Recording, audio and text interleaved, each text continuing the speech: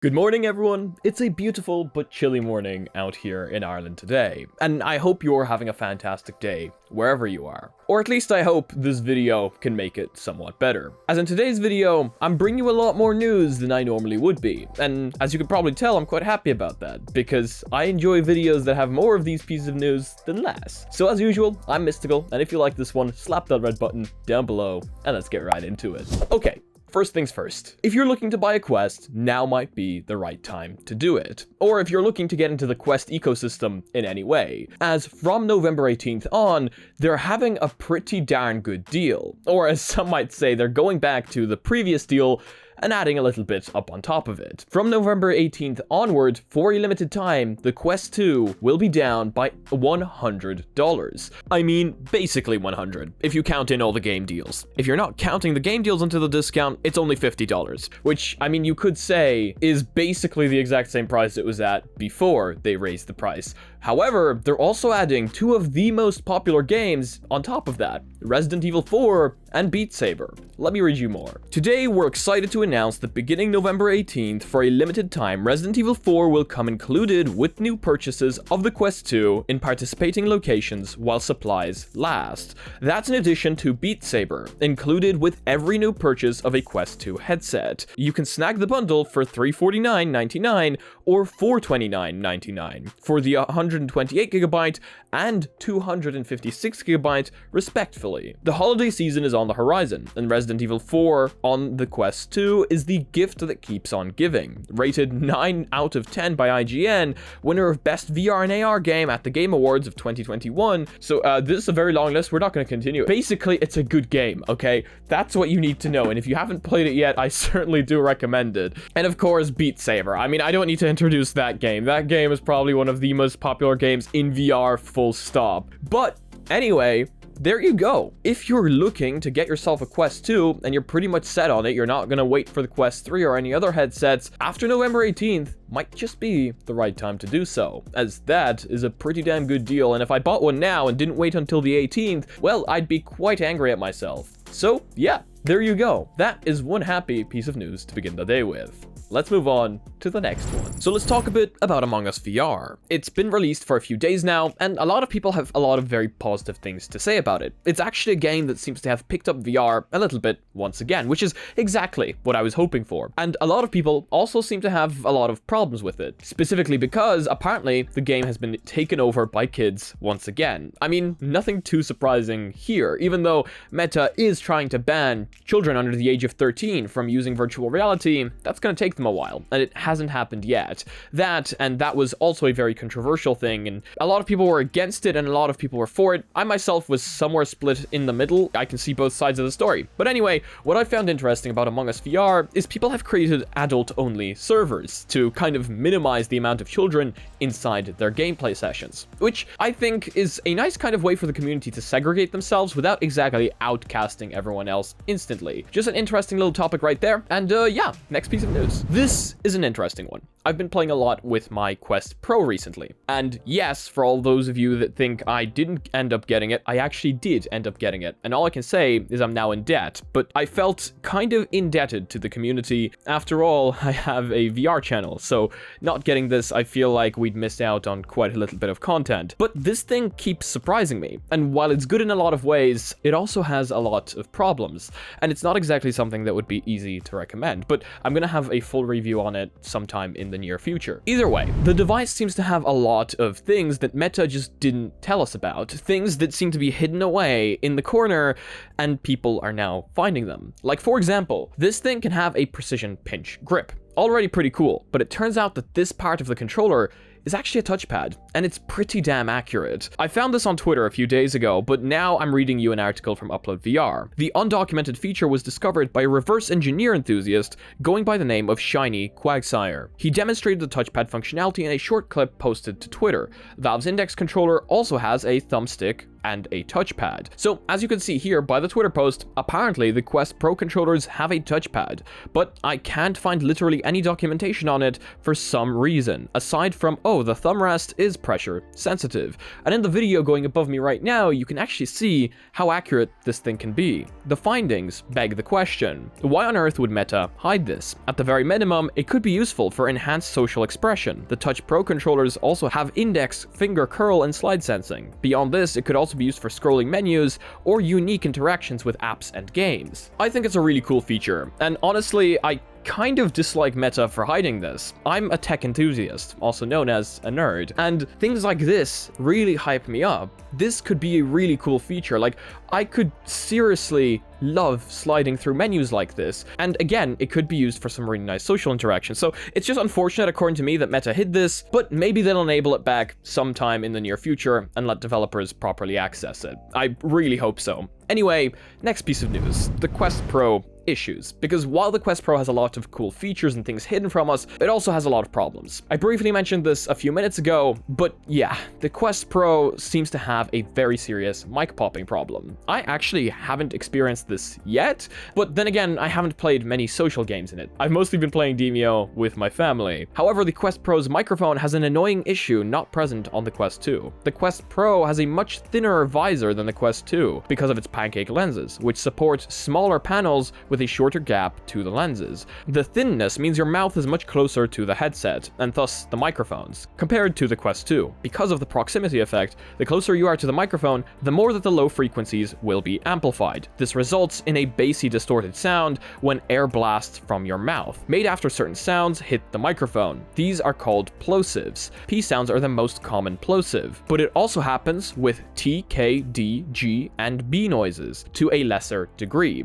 This has been noticed by a lot of people, and I've actually been asked by quite a few people to talk about it as well, just to bring it to a wider audience, to hopefully make the issue seen. I don't know, maybe something is being done about this, but to be honest, I don't know what you could do about it with your mouth being in such close proximity. Only thing I can think of is like a pop filter or something. I actually have two on this microphone right here, and I've been hated in the comment section for doing this before, but my plosives are actually quite pronounced, so this helps remove those quite a little bit. Talking about Quest Pro issues, I actually had one yesterday while playing Demio, and I just want to mention it really shortly. It doesn't seem to have happened ever again, but I think it overheated. I actually had this thing in the game where I was playing in AR mode, and all of a sudden the entire thing just froze, and I could just see AR. I got disconnected from the game, and I was on a frozen screen, and I had to restart the entire headset. I'm not sure whether this is something anyone else has ever had happen to them, but again, it only happened once and never happened since. So I'm gonna leave it up to maybe that just being a short incident, and I am eagerly awaiting software updates. But yeah, if you guys have the Quest Pro, let me know if you've been experiencing any issues with it down below, and I'd love to hear what your guys' experience has been like with the device, since I actually am really enjoying it,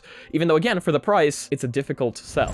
HTC, and yes, I'm saying HTC and not HTC, is teasing something on Twitter once again. They've been doing this for a while, however, it really does seem like they are bringing it up a notch. Now they have teased another image that looks awfully like a curved Oculus logo, and people have been very quick to point this out. Now, HTC loves teasing us, and in the past they have teased us, and a lot of people ended up disappointed, so a lot of people are very skeptical. But it doesn't change the fact that I'm excited for whatever they're going to announce. In a previous post, they already confirmed that they are teasing somewhat of a small headset, so I am very excited. Hopefully this one is something to compete with the Quest Pro or the Pico 4. I'm looking forward to seeing more headsets out on the market, and I bet a lot of people would actually be very happy for HTC to release a headset that is small, light, and standalone. So I can actually see a lot of people being very happy about this if it ends up being what I think it might be. And I do believe that underneath this somewhere, someone posted a meme saying that the original Oculus actually had a Vive logo on its head strap. I can't find it right now, but yeah, HTC is teasing something once again. So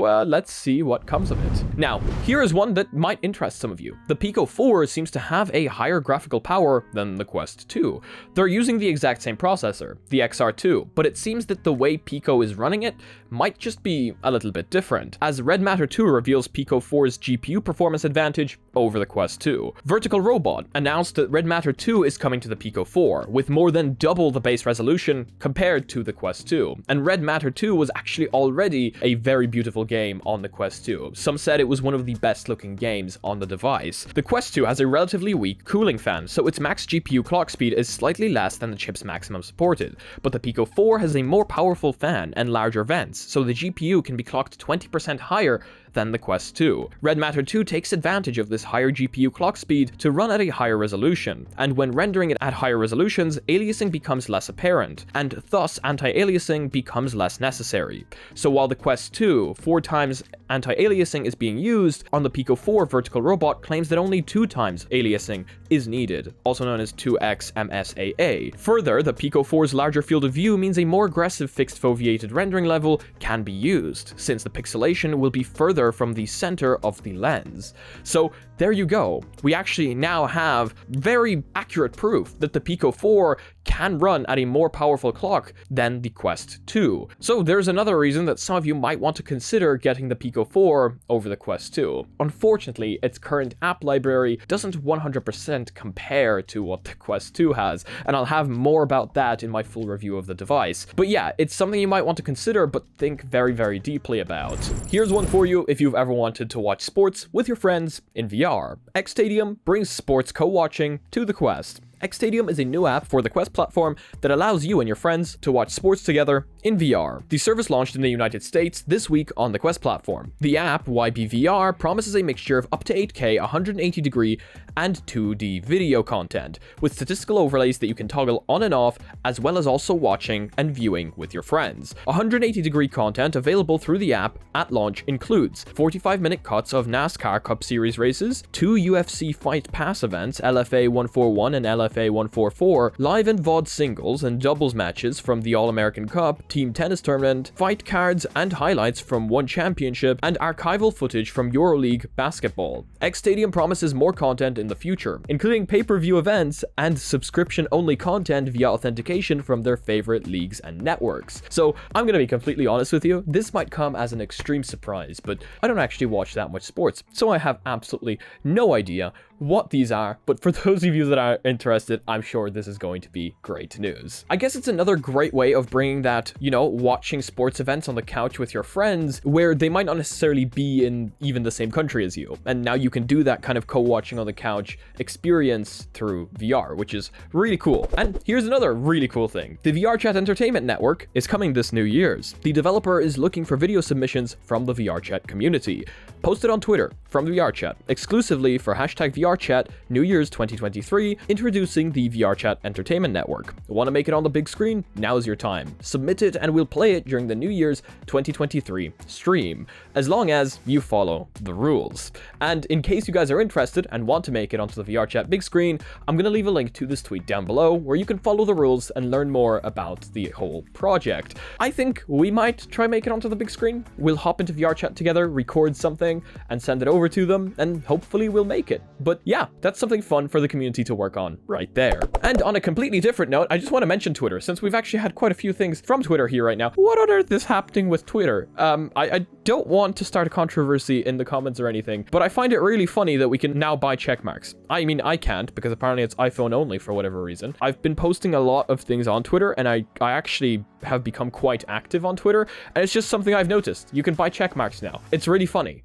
Things are just on fire right now. But that is going to be it for today's video. Let me know what you think about all these things down below. I love hearing your guys' opinions, and as usual, if you like this one, please do leave a like. It costs you nothing, and it helps the channel out a ton, and if you disliked it, this button does work too, but please do let me know why down below. Thank you so much to all the patrons supporting this channel. You guys help me out a ton, paying my bills, paying my subscriptions, and overall, helping me make these videos better. If you guys are not yet part of our community, check out our Discord down below, and check out our Reddit, where I want to see you posting your spicy memes, and as usual, if you want to be notified about future content coming up on the channel, make sure to smack that subscribe button with your forehead, ding my bell, and see you again in the next video. Peace. That did not sound like subscribe, did it? Anyway, slap the subscribe button. Peace. We're just randomly at the airport watching planes take off. There has genuinely not been a single plane. This is so sad.